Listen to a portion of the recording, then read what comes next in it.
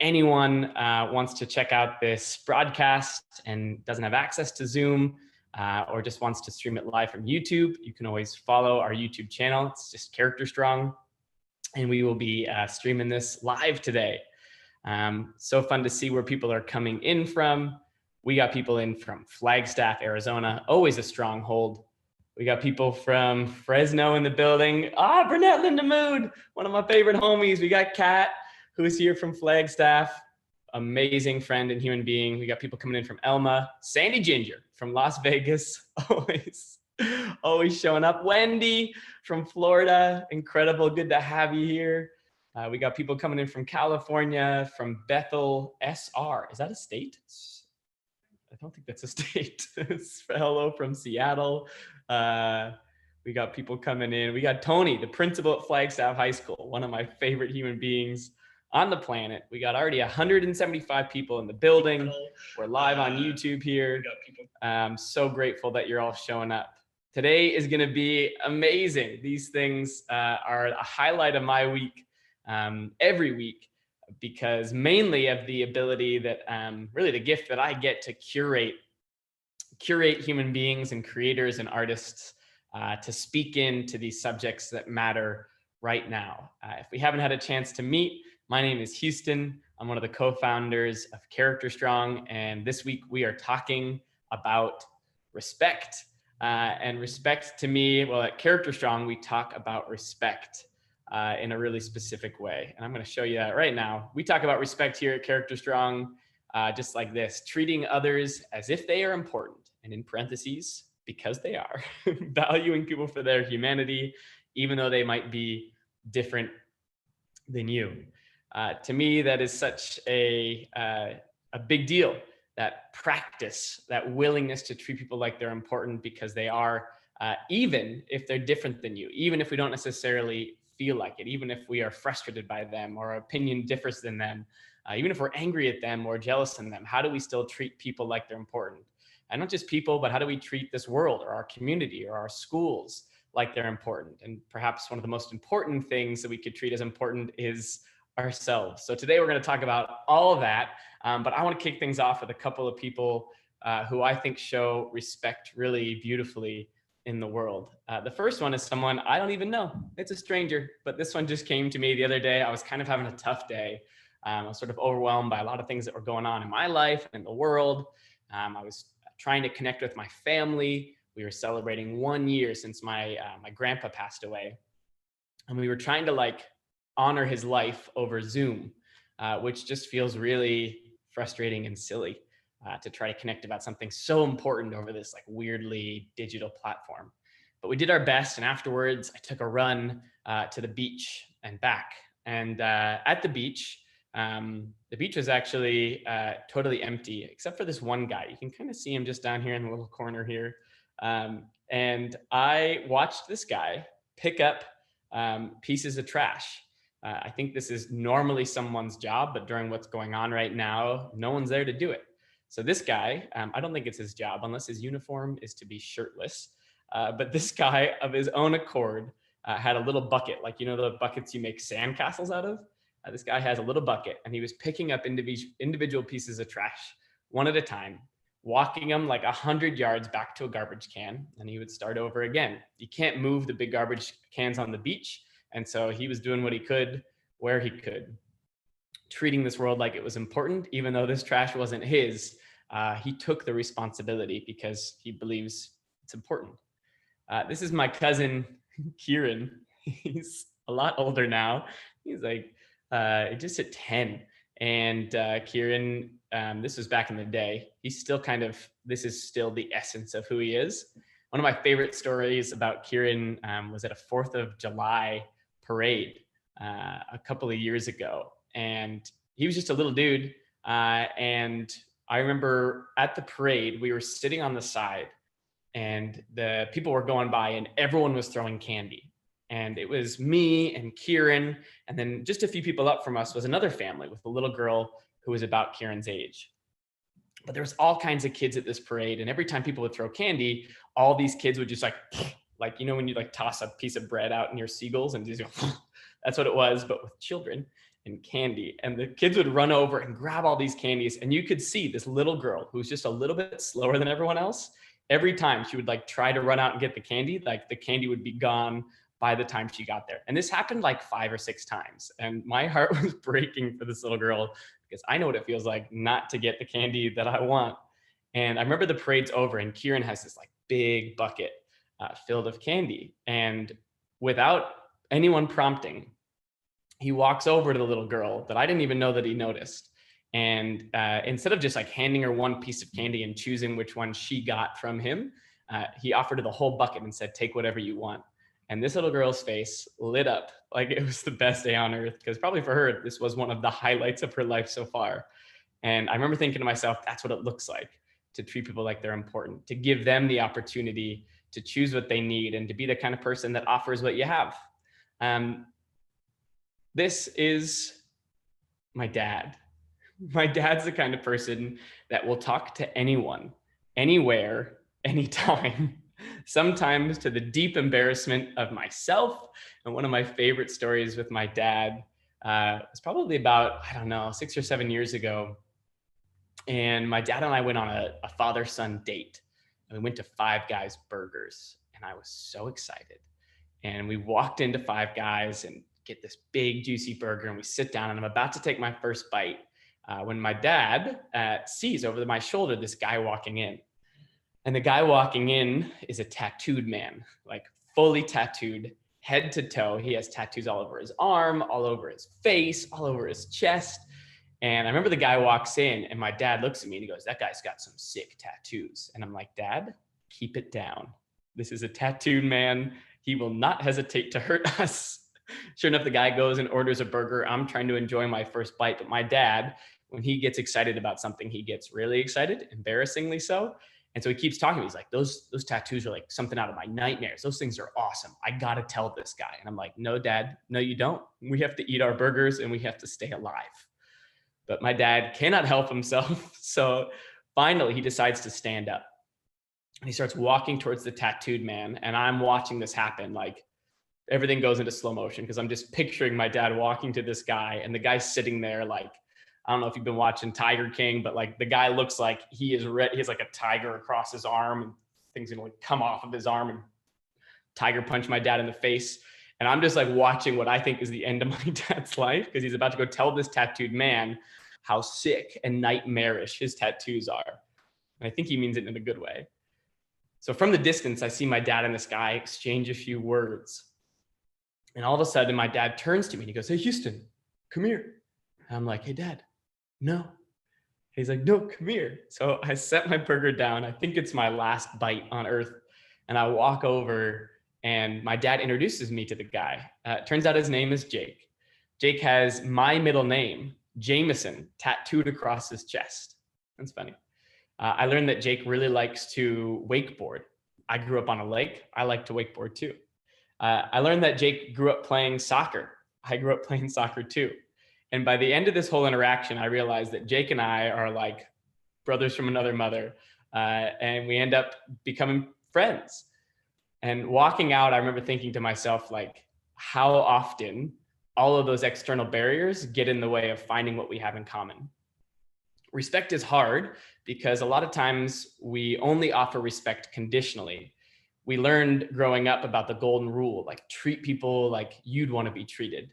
But the reality is we are all our own individual humans. And I like the platinum rule, which is treat others the way that they'd want to be treated. And in order to do that well, you have to get to know them. You have to learn their story. You have to investigate. You have to ask good questions. One of the other things that I think we sort of mistake respect for, we say that people have to earn our respect. You'll get my respect when you've earned it. And at Character Strong, we think that respect has to be given unconditionally, to treat people like they're important.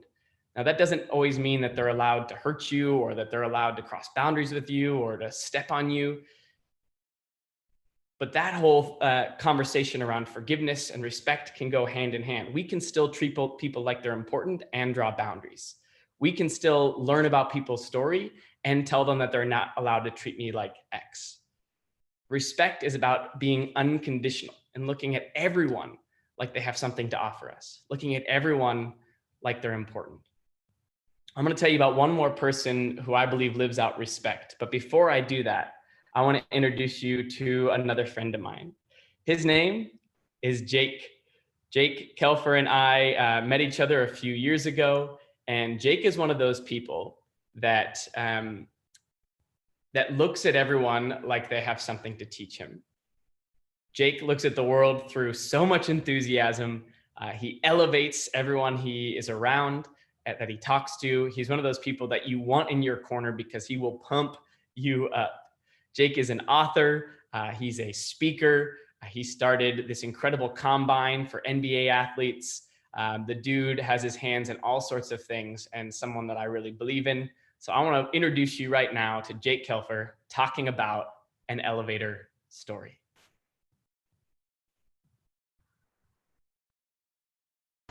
From my earliest memories, as far back as I can go, I've always been a Los Angeles Lakers fan. Now, maybe it's because I grew up in a house that had a room dedicated to the Lakers. It was literally called the Lakers room. It was painted purple and gold on all the walls. We had memorabilia from the ceiling to the carpet. We had a life-size cardboard cutout of Kobe Bryant that would watch over me and my family and my friends when we played video games or watch it. You could say that Lakers ran through my blood. Now, for those of you that don't know me, my name is Jake Kelfer, and my dream growing up was to play for the Los Angeles Lakers, to be the first person in my family, my hometown, to make it to the NBA.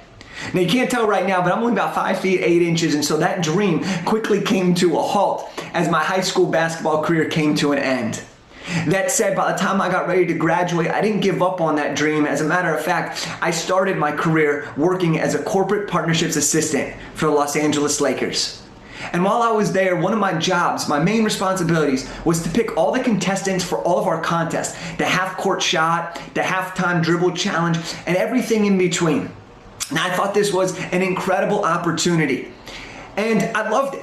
To be honest, I thought it was great, but there was one day in particular that changed everything, the way I viewed how we treat other people. I was going down to pick one of the contestants up so that I could take them onto the court for their contest. They were going to be shooting a half-court shot for over $50,000 if they made it. So I was excited, they were nervous, and as I'm getting ready to go down the elevator, just like I had done every game before then, the doors are about to close and they stop. And all of a sudden I see a hand say, "Hold this," and the doors start to wind back open, and all of a sudden Jerry West walks in the door. Now, for those of you that don't know, Jerry West is the guy the NBA logo is made after. He is a Lakers legend, Hall of Fame player, one of the most iconic basketball players ever, and he walks into this elevator. If you can recall, I had this room called the Lakers room that I grew up in. Jerry West was all over this room, so he walks in and my heart just starts to pound. I mean, I'm at the bottom of the totem pole in terms of employee status, and he's at the top of the line in terms of who we know he is. And then Jerry walks in, and the person that's working the elevator, he looks at Jerry and he says, "What floor would you like to go?" Jerry looks back at him and he says, "I'd like to go down to the event level," which is where his courtside seats were. The person working the elevator looks at him and says, "Excuse me, sir, I can't take you down there. Do you have a credential?" And Jerry kind of looks back at him quizzically, and very politely he says, "No, I don't have a credential, but do you know who I am?" I mean, he's Jerry West. How do you not know who Jerry West is? But the person who's working the elevator doesn't know who he is, and he says, "Well, sir, I'm going to have to ask you to step off because," now pointing at me, "this man's got to go down and he's got work to do." And all of a sudden, as Jerry's about to step off, I gather the courage, I muster the strength, and I blurt out and I go, wait, he's with me. He's my guest. I'll escort him down to the event level." And the person working the elevator looks at me and he goes, "Are you sure?" So I look at Jerry for a nod of approval. Jerry looks back at me, gives me the nod and a big smile. I look back at the person working the elevator. I give him the same nod and the big smile. I say, "Yeah, he's with me." And for the next 14 seconds, I have one of the most glorious elevator rides that I've ever participated in. We get down to the event level and the doors open. As the doors open, both myself and Jerry walk out. And right as Jerry's about to go to his seats and I'm about to go find the contestant, he turns at me, he sticks out his hand, and he says, "Thank you. I really appreciate what you just did for me." Jerry West, the NBA logo, took a second to thank me, one of the lowest level working employees at the company, a chance to thank me for the work that I had just done, to thank me for just taking him down the elevator. Now, did Jerry West remember this one-off interaction? No. Do I? Of course. It made my dreams come true. Jerry West, someone that I looked up to, told me he appreciated what I was doing. And in that moment, I realized something.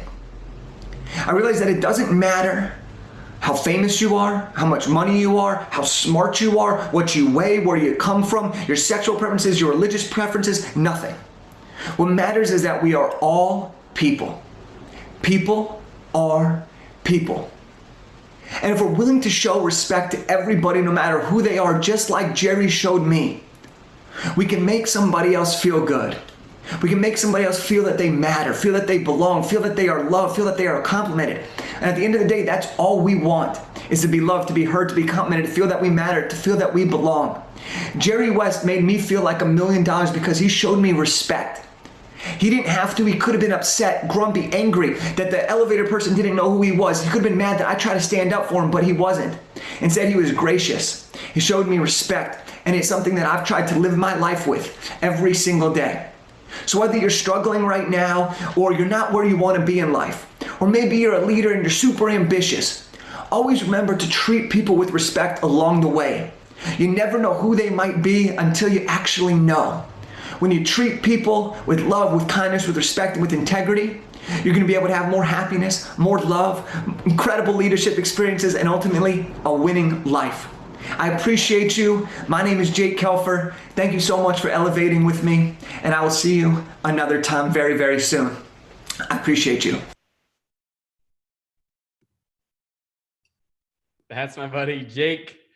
Telling a beautiful and I think incredibly relevant story to our world right now, talking about what does it mean to elevate each other? What does it mean to show up and treat people with respect unconditionally? I think we currently live in a world that tends to elevate people based on a lot of different sort of arbitrary status symbols, right? The number of followers you have or subscribers you have or how much money you make.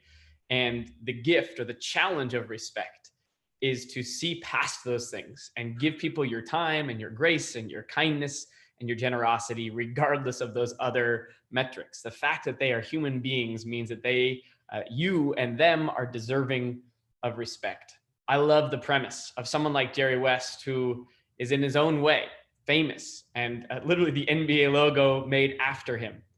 And this guy, Jake, who's idolized him for his whole life. One of my first questions to you would be this: have you ever met someone that you looked up to and there was a gap between what you saw in them and how they actually treated you? Right? The way we treat people is always going to be more important than any other status symbol that our culture could assign us.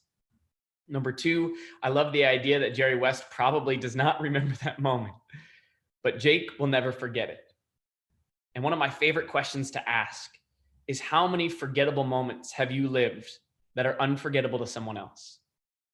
How many little moments that weren't a big deal to you do you think were a tremendously big deal to someone else?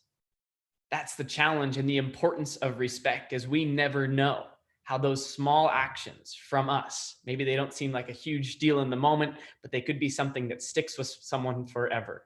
And those words could be both helpful or hurtful. Those could be moments of respect or disrespect. So in our really big and sometimes easy to forget about life, how many moments are we intentionally creating opportunities of respect, of honesty, of love, of generosity that might be unforgettable for someone else?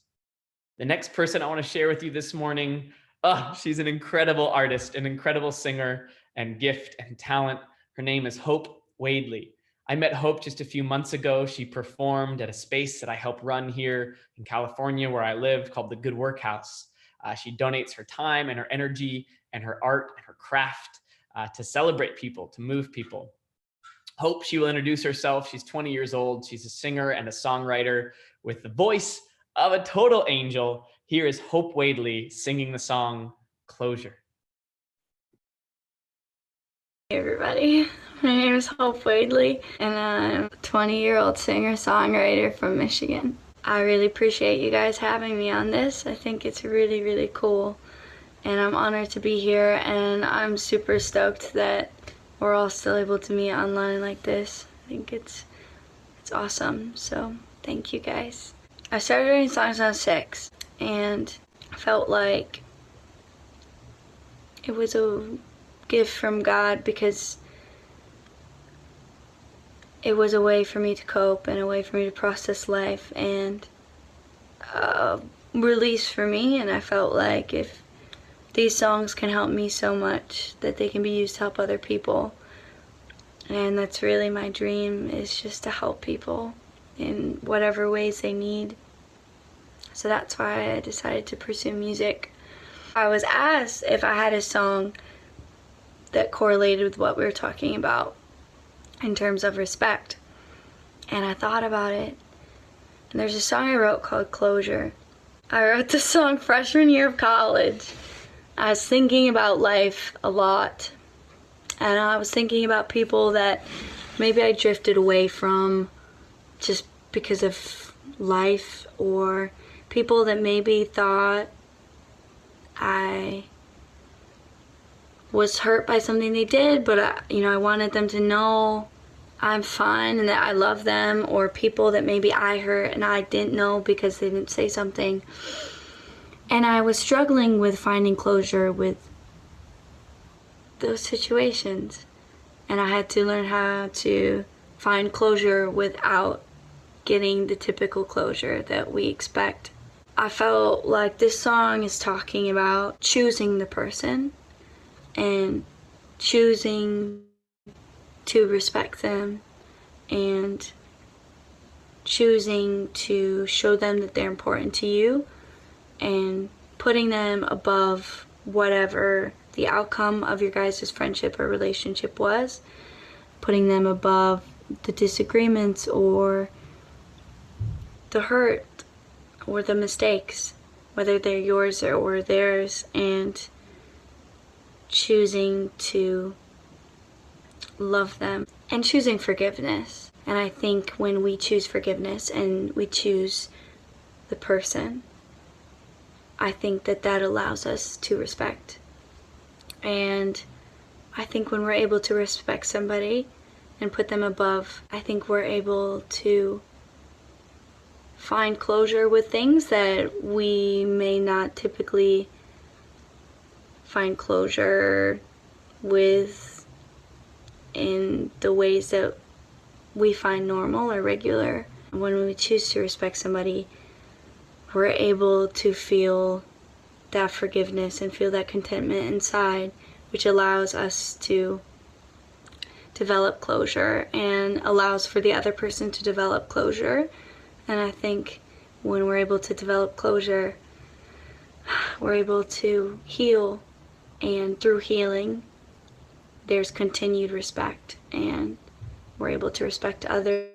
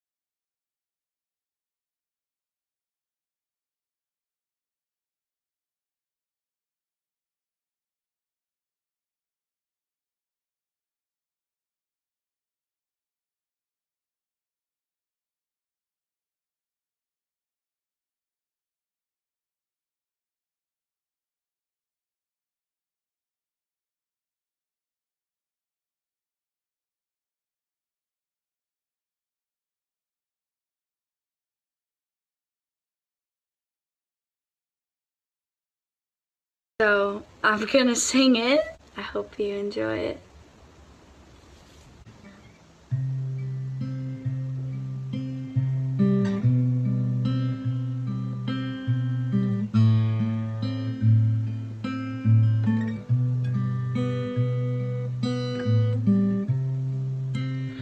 sorry if I broke your heart, and I'm sorry if it stung.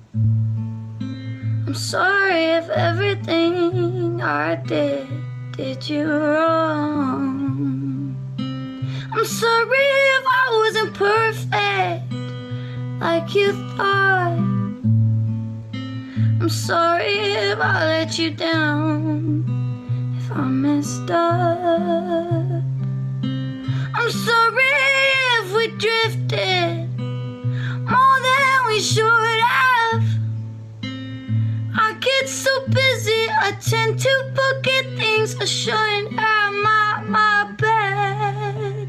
I wish I could give you back what you want, what you never got.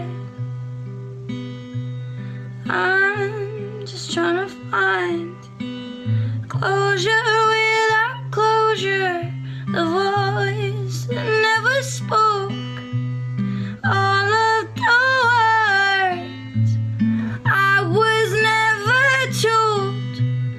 Closure without closure, the voice that never spoke, all of the words I was never told, never told. Ooh,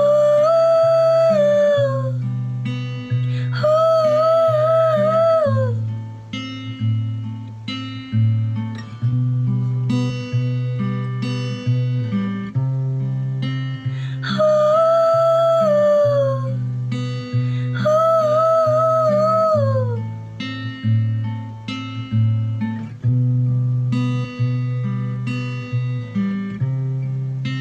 For those who think they've caused me pain in some way, forget about it, babe. I can't even recall, I don't keep track of that stuff at all. You're still sunshine in my eyes, the good side in my mind. Everything is just fine, it's just fine. Ooh, ooh.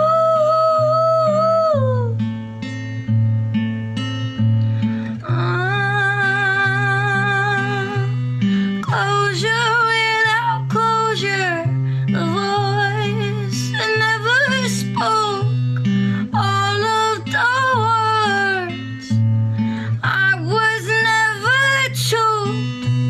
Closure without closure, the voice that never spoke, all of the words I was never told, never told. Ooh, ooh.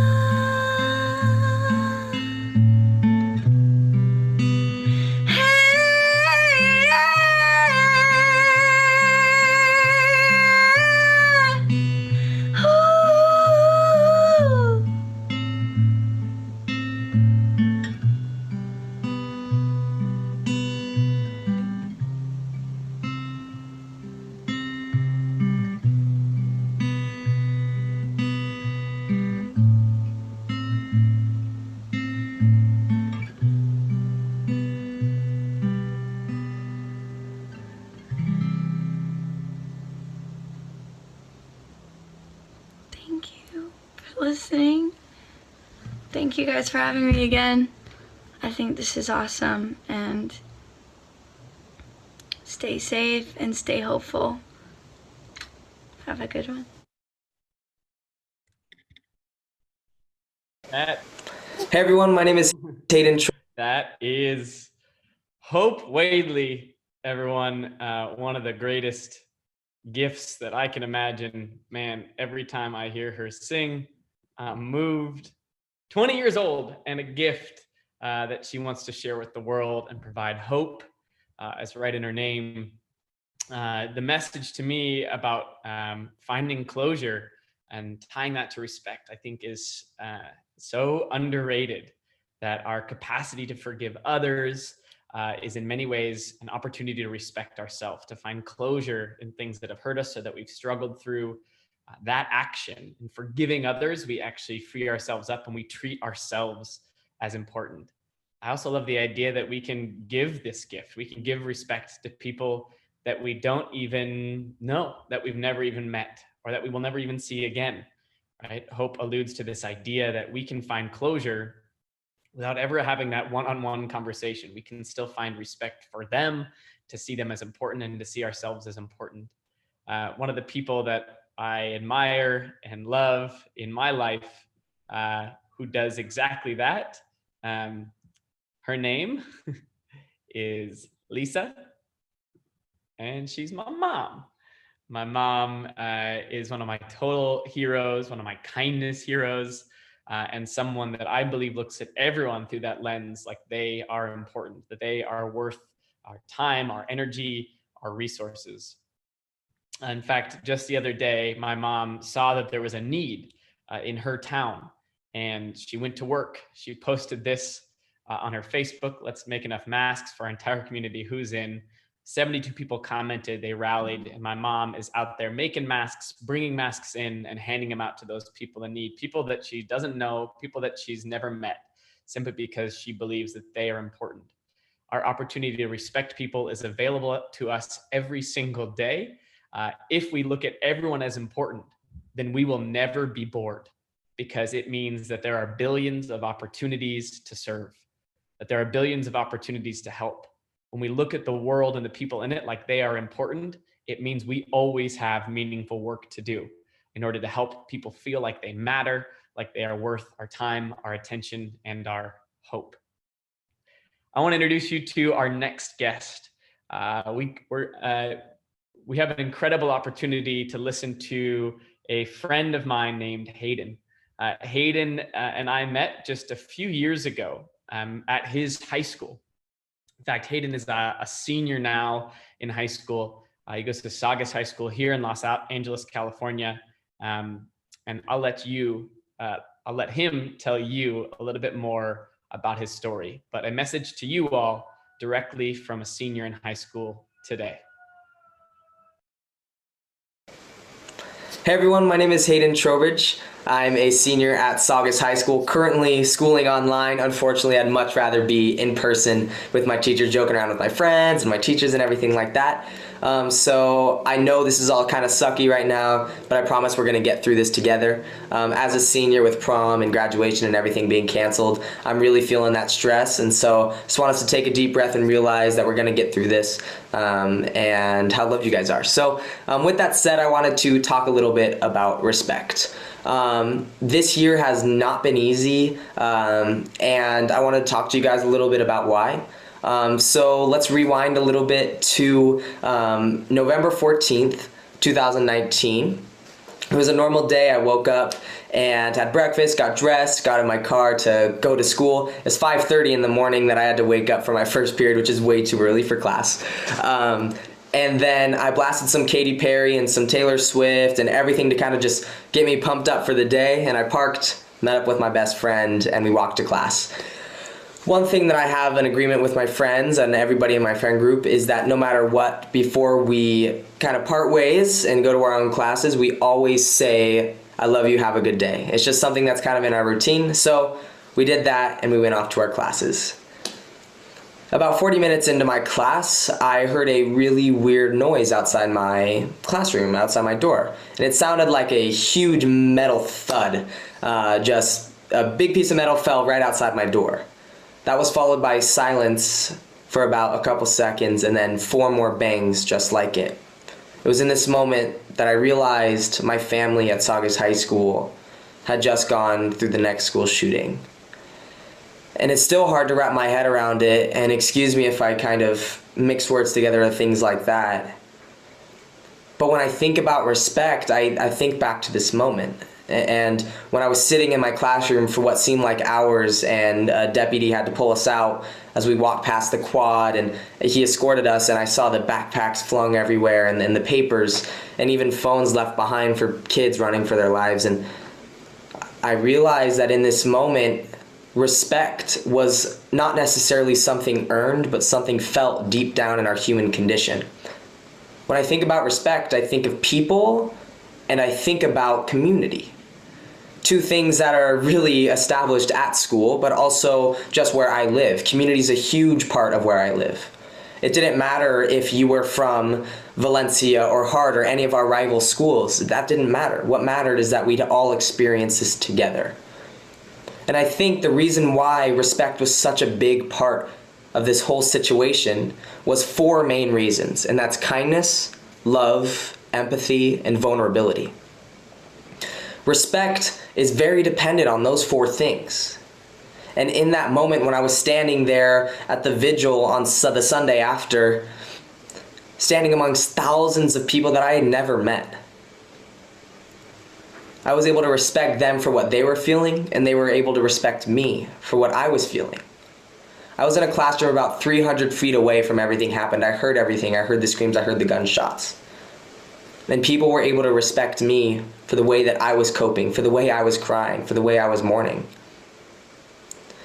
And so what I want people to know about respect is that it takes a little bit of effort. It is something felt, but it requires effort from 4 other things, and that's kindness, love, empathy, and vulnerability. And so I know this year has been crazy, especially for me. I had the shooting, and then 2 days of school canceled because of fire, and then now this, my senior year, almost gone. What I realize is that respect is something that we all as a community have to buy into. Respect is something that, even though you may be older than me, I'm going to respect you because you have that wisdom, because I'm a human and you're a human. And so I hope you guys know how loved you are, and that it's okay not to be okay sometimes. Mental health is a tricky thing, but if we can be more kind, loving, empathetic, vulnerable, and respectful towards each other, I believe our mental health will start to be prioritized, and I think we'll see an increase in general well-being in our community and in our global community, actually. And so once more, I hope you guys know how loved you are, and I appreciate you guys coming today to better yourself. Have an amazing day, guys.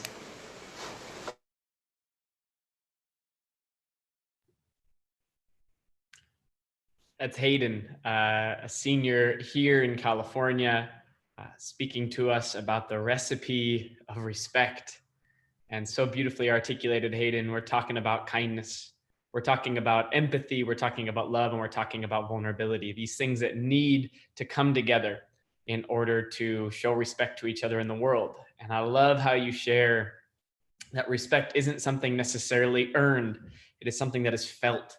Right? It is this gift, a part of our human condition that we crave to be in community, that we need each other to allow us to feel important among each other.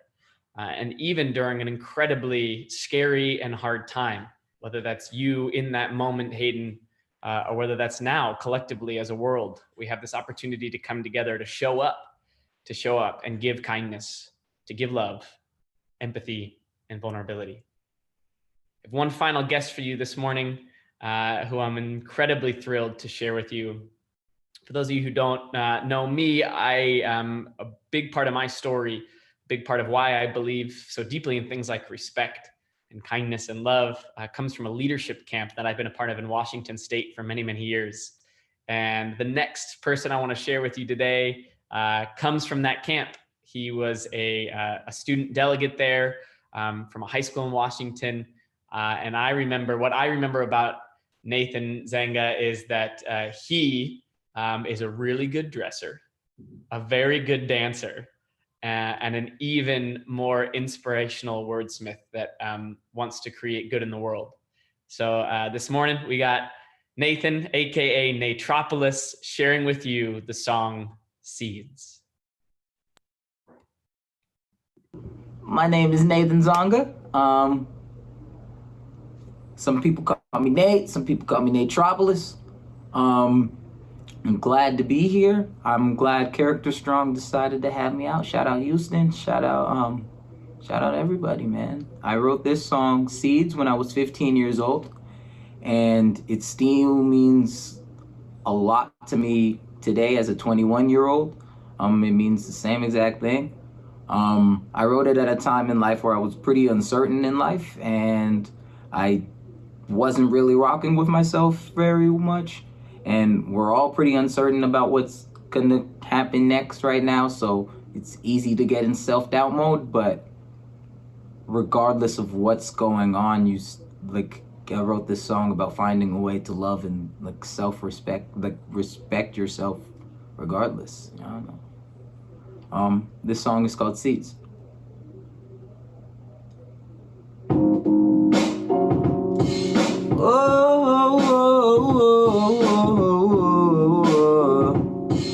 Yeah. I am becoming every single thing I promised I would never be, and I am always in the now, wondering if one day I'll ever see that I can stop making excuses regardless of how the pressure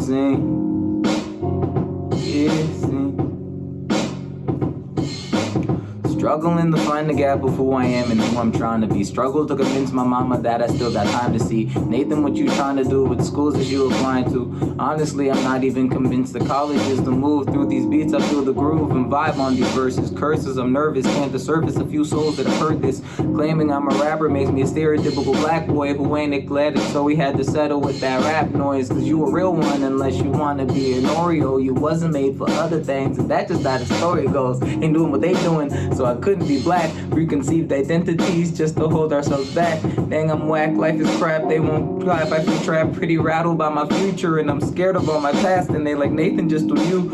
And I'm sure that's a great plan, but how I'm supposed to do me if I don't know who I am? I am becoming every single thing I promised I would never be, and I am always in the night, wondering if one day I'll ever see that I can stop making excuses regardless of how the pressure's in. Cause my plans to blend these seeds so you can wait and watch me grow way up into a better me. I am becoming every single thing I promised I would never be, and I am always in the night, wondering if one day I'll ever see that I can stop making excuses regardless of how the pressure's in. Cause my plans to plant these seeds so you can wait to watch me grow way up into a better me. Hey, Nathan, just had a revelation. You've been having conversations about decisions you've been making, and not to be cold, but this is getting kinda old. Throwing doubt up in your soul when all you got is gold. Your mind's the biggest trap in the world, and it stinks. Cause everything you do causes you to overthink. Thoughts of positivity, quick to negative rebuttals. You convince yourself you sinking when you standing in a puddle.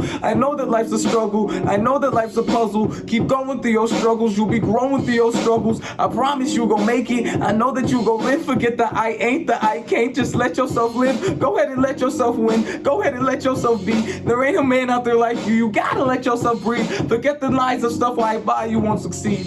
You got your will, you got your life, you got your love, you plant the seeds, and you'll say I am way better than I say I is, and I am then treating myself like this, and I won't be my own antagonist in any situation, baby. Nathan got a plan for this, no, Gotti got a plan for this, Gotti got a plan for this, Gotti got a plan for this. I'ma keep on going and going, keep on growing and growing. My seeds be trees, greatest me gon' be showing light.